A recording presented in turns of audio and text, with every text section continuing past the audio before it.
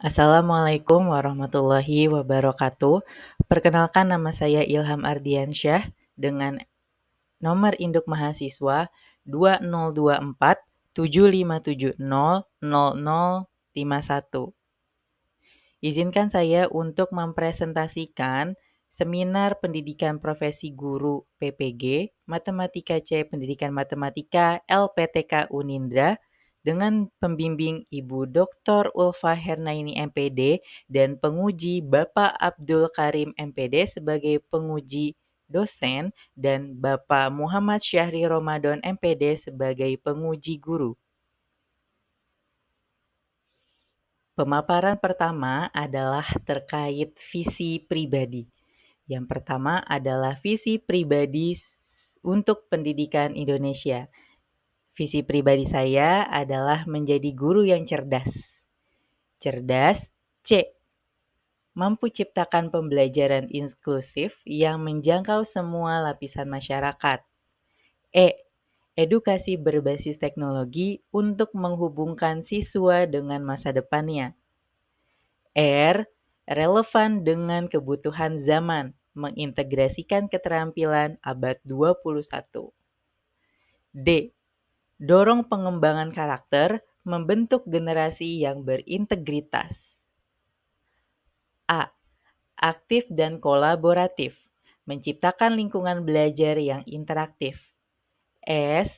Sistem pendidikan merdeka yang mendukung kreativitas dan potensi setiap siswa. Kemudian, visi pribadi sebagai calon guru. Sebagai calon guru, di masa depan saya ingin menjadi guru. G.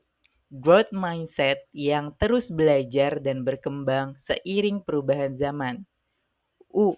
Unggul dalam teknologi untuk menciptakan pembelajaran yang inovatif. R. Responsif terhadap keberagaman dan kebutuhan belajar siswa. U. Ulet dan inspiratif, menjadi role model bagi siswa dalam setiap aspek kehidupan. Bahasan selanjutnya adalah mengenai bagaimana cara saya untuk dapat mencapai seluruh visi tersebut. Untuk mencapai visi tersebut, saya akan melaksanakan misi, yaitu aksi. A. Adaptasi teknologi untuk menciptakan pembelajaran interaktif dan personal. K. Kolaborasi aktif dengan siswa, guru lain, dan komunitas pendidikan. S. Semangat berbagi. Manfaatkan media sosial untuk menyebarkan ide dan inspirasi. I. Inovasi berkelanjutan dalam perancangan pembelajaran. Misi saya untuk mencapai visi tersebut adalah aksi. Meningkat ke pembahasan berikutnya adalah mengenai refleksi mata kuliah. Ada 2 refleksi mata kuliah yang saya bahas. Yang pertama itu adalah pembelajaran diferensiasi pada semester 1 dan yang kedua adalah pembelajaran sosial emosional pada semester 2. Refleksi yang pertama adalah mata kuliah pembelajaran diferensiasi, dimulai dari kodrat siswa. Saya memahami bahwa karakteristik dan kebutuhan belajar siswa itu sangat beraneka ragam. Dan keanekaragaman itu ternyata bukanlah suatu hambatan, melainkan suatu keunikan yang harus kita akomodasi. Pembahasan yang kedua adalah mengenai diferensiasi itu sendiri. Ada 4 macam pembelajaran diferensiasi. Yang pertama adalah diferensiasi konten, yang kedua diferensiasi proses, yang ketiga diferensiasi produk, yang keempat adalah diferensiasi lingkungan belajar. Lingkungan belajar ini adalah temuan diferensiasi yang terbaru. Yang ketiga adalah akomodasi. Ada satu pendekatan unik yang dapat kita terapkan di pembelajaran diferensiasi, yaitu pendekatan teaching at the right level atau pembelajaran yang atau pengajaran yang sesuai pada tingkat pemahamannya. Kenapa ini unik dalam pembelajaran diferensiasi? Karena pendekatan TARL atau Teaching at the Right Level ini dapat mengakomodasi seluruh pembelajaran diferensiasi, mulai dari diferensiasi konten, proses, produk, hingga ke lingkungan belajarnya. Ini adalah artefak pembelajaran diferensiasi saya. Yang pertama itu adalah mind mapping terkait dengan hubungan pembelajaran diferensiasi melalui TARL dan dihubungkan dengan pembelajaran sosial emosional. Nah, yang tengah adalah artefak saya mengenai tugas UAS, yaitu di mana saya membuat artikel di Kompasiana dengan judul Pembelajaran Diferensiasi dalam Paradigma Keberagaman Peserta Didik dan Upaya Pemenuhan Target Kurikulum Merdeka. Dan yang ketiga adalah bagaimana cara kita mengaplikasikan pembelajaran diferensiasi ke dalam modul pembelajaran, yaitu dengan Design Thinking UBD. Refleksi mata kuliah yang kedua adalah pembelajaran sosial emosional. Refleksi yang pertama adalah mengenai peran guru di dalam pembelajaran. Guru itu sebagai aktivator dan motivator dalam pembelajaran. Jadi saya memahami bahwa guru adalah nahkoda di sebuah kapal yang isinya adalah siswa-siswa. Jadi tergantung bagaimana seorang guru, akankah dia dapat mengantarkan peserta didik atau siswa-siswanya itu ke sebuah pulau yang indah atau bahkan akan tenggelam di tengah lautan. Karena guru itu sebagai aktivator di mana dia bertugas untuk mendorong keterlibatan aktif peserta didik dan motivator, yaitu untuk memberikan pemahaman dan mendorong semangat belajar siswa. Yang kedua adalah mengenai pengembangan. Jadi yang saya pelajari di pembelajaran sosial emosional ini, kita tidak hanya mengembangkan siswa itu dari segi kognitifnya aja dan prestasi belajarnya melalui pemahaman mendalam, tetapi kita juga harus mampu untuk mengembangkan siswa atau peserta didik yang berbudi luhur sesuai dengan norma-norma kemasyarakatan, norma-norma agama, dan Pancasila.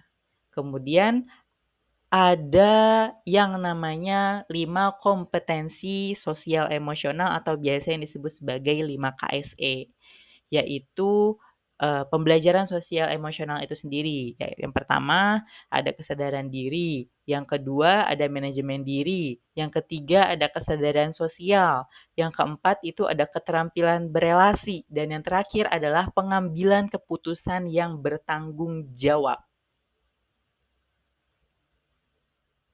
Berikut ini merupakan artefak pembelajaran mata kuliah pembelajaran sosial emosional saya. Yang pertama ini ada poster di mana kami mempelajari pembelajaran sosial emosional itu terkait dengan 5 kompetensi KSE yang sudah dibahas sebelumnya. Nah, yang kedua, ini ada 2 gambar yang berupa modul. Jadi saya mempelajari bagaimana cara memasukkan 5 KSE tersebut ke dalam rancangan pembelajaran. Contohnya yang pertama itu di social awareness, di mana di persepsi siswa bisa memeriksa kesiapan belajarnya sendiri dan pemahaman awalnya mengenai materi yang akan disampaikan. Berikutnya adalah bahasan mengenai inovasi desain pembelajaran. Nah, inovasi yang saya sampaikan di sesi ini adalah mengenai penggabungan pendekatan pembelajaran, yaitu deep learning, yang nantinya di semester berikutnya kita satu Indonesia bersama-sama akan menggunakan pendekatan ini. Nah, inovasi yang saya gunakan yaitu penggabungan atau pengintegrasian deep learning dengan diferensiasi TARL dan PSE. Keempat pendekatan ini akan menjadikan suatu kompleksitas dalam modul pembelajaran, namun dapat memberikan pembelajaran yang lebih bermakna, lebih berkesadaran, dan lebih joyful, gitu. Untuk model pembelajaran yang saya gunakan adalah small group discussion, yaitu salah satu daripada pembelajaran kooperatif. Metode pembelajarannya itu menggunakan tier task atau tugas yang bertingkat, di mana nanti ada LKPD untuk kelompok pemahaman tinggi dan ada LKPD untuk kelompok yang pemahaman rendah. Penilaian yang digunakan pada pembelajaran ini adalah penilaian unjuk kerja dan refleksi kelompok. Untuk selengkapnya, modul dapat diakses melalui QR code ini atau link ini. Untuk artefak daripada modul pembelajarannya seperti yang ditampilkan pada layar di sebelah kanannya. Bahasan yang terakhir adalah mengenai tindak lanjut. Apa sih yang akan saya lakukan setelah saya memaparkan visi, misi, refleksi, dan inovasi desain pembelajaran saya? Yang pertama adalah saya akan terus untuk menambah wawasan terkait paradigma pendidikan untuk dapat memberikan pembelajaran yang selalu aktual dan terbarukan. Yang kedua adalah terus mengasah kepekaan diri terhadap keberagaman karakter dan kebutuhan siswa dalam belajar. Ini adalah modal bagi saya untuk dapat mengakomodasi seluruh daripada kodrat siswa dalam pembelajarannya demi meningkatkan prestasi belajar siswa. Yang terakhir adalah senantiasa untuk mengoreksi diri melalui kegiatan refleksi dan evaluasi kinerja. Harapannya saya akan terus belajar, saya akan terus memperbaiki diri sehingga saya akan mampu untuk menghadirkan pembelajaran yang lebih relevan dengan siswa dan lebih menyenangkan, lebih berkesadaran, dan lebih bermakna bagi peserta didik atau bagi siswa itu sendiri. Sekian presentasi dari saya. Terima kasih sudah menyimak apa yang saya paparkan. Semoga pemaparan ini dapat memberikan insight bagi pembelajaran saya berikutnya dan dapat memberikan insight mengenai program PPG berikutnya. Terima kasih atas kesempatan ini. Saya berharap kita dapat melanjutkan diskusi ini di lain waktu. Sampai jumpa. Assalamualaikum warahmatullahi wabarakatuh. Dadah.